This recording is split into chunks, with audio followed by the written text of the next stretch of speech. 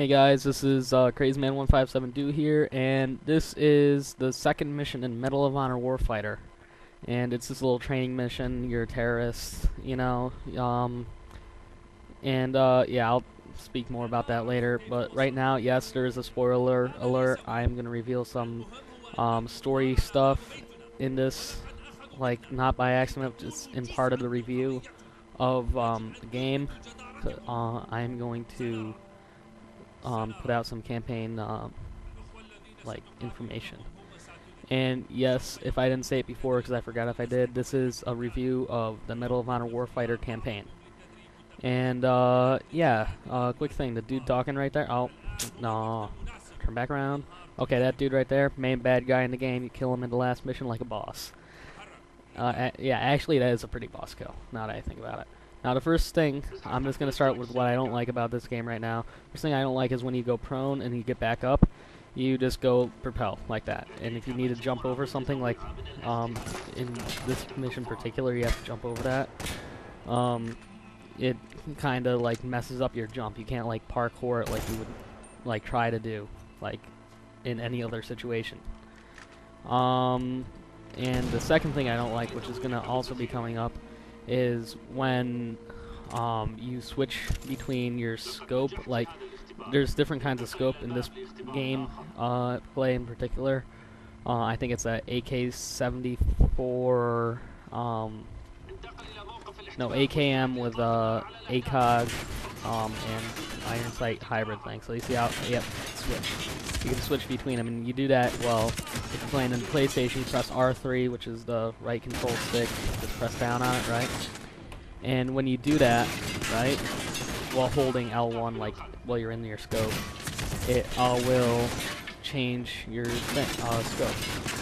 And it's very useful since pretty much all scopes in this game, or all scopes that you should probably use in this game, have some kind of dual feature like that, where it's either iron sight on top or a little red dot on top, or there's like those ones like in Modern Warfare 3 that are like red dot and then you just slap over the ACOG so you get the zoom, you know, that kind of stuff. There's all kinds of stuff like that, and I think Modern Warfare 3 did it better than this game, because when you want to change between, you have to zoom in with L1 if you're playing on PlayStation, which is what I play this on, and then you have to click R3. But if you don't zoom in when you do it, R3 is the melee, like you just saw right there. And that is not the best way for it to work, in my opinion, because of if you're trying to, like, if you're going into, if you're outside in a like parking lot or something, I'm just using this as a random example, and you're trying to shoot out like long range, medium long range targets, right? You clear them out, you're using your ACOG and all that stuff, then you want to get inside a building and use your like red dot in your hybrid scope, right? Then you try to just hit it without going into zoom, because it's a little extra button to press that you don't really want to press, you know? And that is probably not that good of a idea, because then you just knife the air, and then you're like, oh, what? And it trolled me a whole crap load of times when I was playing this, and it was like one of the major things I had wrong with this game. I did not like that at all. Another thing was how when you press L2 when you're playing on the PlayStation, right? I don't know the Xbox equivalent. I don't even own an Xbox, but when you press L2 on the PlayStation, you can, well, press and hold it. You can like move, like lean side to side and cover, lean up, like lean down, stuff like that, where you can like peek around corners and all that. And this is just a really minor thing, but it still annoyed me, because every mission I seem to do this, I always had a gun with a flashlight on it. It will actually turn on the flashlight, like turn it on and off, because it's like mapped to the same button, which is kind of stupid, in my opinion. Now that's a whole crap load of things I don't like, and I'm sure there's more I can't think of right now, but I'm gonna go to the likes right now. One, the biggest like of all, is the story. The story in this game is insanely epic. Okay, it leaves off where the other story, where the first one, like stops, you know? I mean, by that I don't mean immediately, like, the last mission that goes into the first mission, right? I mean, it gets connected.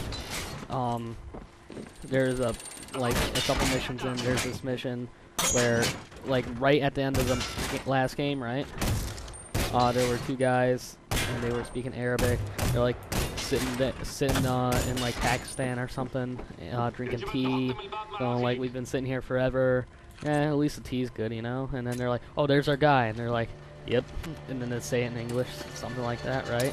That was, like, right at the end of the last game, a little cutscene. One of the missions, like, about halfway through the game, starts off with that. So then you just go straight into that, and you start playing, like, it was a little teaser in the last game, right? But it basically leaves up where the last one left off, because instead of fighting Taliban now you're fighting, like, terrorists, Al-Qaeda type people, you know? They aren't really, like, as, I don't want to say as organized, but, like, aren't as army-like, you know? More insurgency, in my opinion. Like, at least in, like, looks and, like, what they're doing in game, right? And, like, the way they fight is definitely army, because, I mean, it would be like, you're playing Arma 2 if it wasn't, like, Arma 2, Pakistani Life or something, right? Sorry, that's a very favorite game of mine. Yeah, but, it's basically, like, it's just, you can get yourself emotionally invested in this game. I'm not even joking, because it just, like, portrays, like, the life of a Spec Ops soldier. You can be, like, and you're, throughout every mission, like, I don't think your character really speaks. Like, in the last one, throughout the whole mission, your character never really spoke. And it left you some time to put in your own personal thoughts about it. And it wasn't like, it was like, let you be your character more than before, you know? And now, the main character in this game is, having some, like, marriage problems, like, at the beginning and in the middle. They kind of get resolved towards the end, but, he's just having some problems with his life, and, he's trying to fix it, you know? And it's, like, so truthful that a lot of soldiers, specifically, Spec Ops soldiers that are away a lot, you know? They get divorced, and all that bad stuff happens where they don't really have that much of a family, or their wives just can't stand them, like, not being there all the time, you know? And they just get divorced, and it's sad, you know? And this dude's going through the same thing. Luckily, it turns out good in the end in that respect. In all the respects, the game didn't really turn out bad. Well, it did kind of turn out good, but I mean, like, there were a couple of major things I'm going to leave you to discover if you play the game that happened that were, like, sad towards the end. And for me, a lot of people play a campaign just to play it, you know? Like, I have a lot of friends who say they don't pay attention to the stories in this, and I don't, like, in Modern Warfare or something like that. But I actually do pay attention to the campaign. I, like, use it as a trainer. The first thing I ever do when I get a game that has single-player and multiplayer is, I played a single-player campaign to learn all the controls, so I can, like, do even better at multiplayer at a lower level. So people could be like, I'm just gonna use Modern Warfare as an example because it's the easiest at the moment. But people could be like, First Prestige. First Prestige. Do not spit that out. First Prestige at the end of the like first day of getting it, right? They got it like midnight release or something, right? And I got it like after school. I could play the campaign, and by the second day, they could have better guns, they could have more experience in the multiplayer, but I will probably, like, outshoot them sometimes because of me learning how to do stuff. And right here, this is the whole moving around stuff. I put that in for a reason. I missed it. I wasn't really paying attention, but yeah, switching between scopes, leaning back and forth, just random stuff. Yeah, in like the Modern Warfare story, for instance, since I'm already using it as an example, there's not that much to it, you know? I mean, it's there. It's not really the main focus. I don't know if I just said Modern Warfare 2 or not. I mean Modern Warfare in general if I did. This game definitely has one of the best stories. I thought the Battlefield 3 story was insanely awesome, and this one just blows it away, you know? And it's an awesome story. If it was an RPG, it would rival Skyrim and Fallout and any other of those insane epic RPG. And it has very good shooting mechanics. Sometimes they feel a little like they try to make things to one button, but overall I think this is a very good game, worth getting. I've only played like 4 matches of there, but I'm hoping to play more, and maybe in a little while I will put out a multiplayer review so I can round it all up with everything in general about this whole game. And I will leave this video with the last couple of minutes of me running through this. I'm going to call it the pit just because it feels a lot like the pit. It feels like the pit to me. In Modern Warfare 2. In Modern Warfare 2, yeah. See you later. يجب أن تحطم الباب مع أخيك.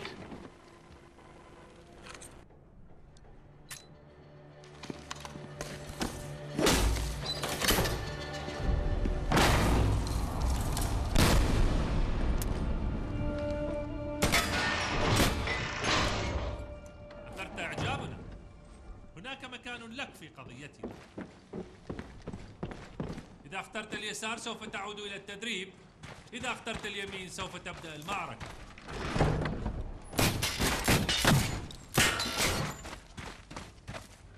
على جميع الأهداف.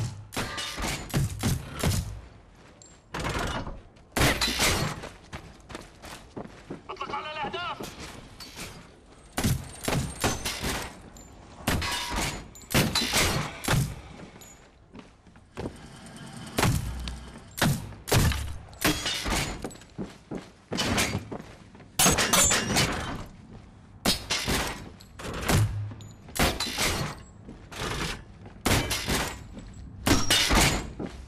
يجب أن تحطم الباب مع أخيك.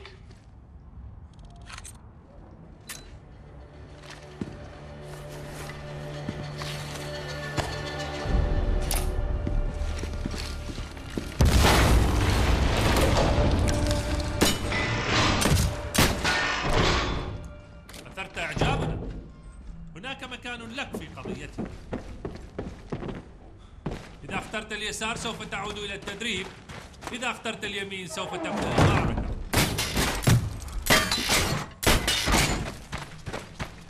تخلص من جميع الأهداف.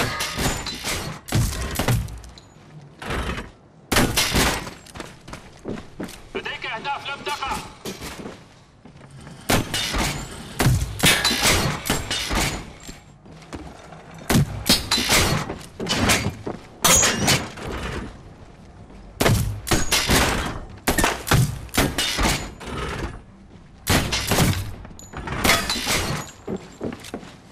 يجب أن تحطم الباب مع أخيك.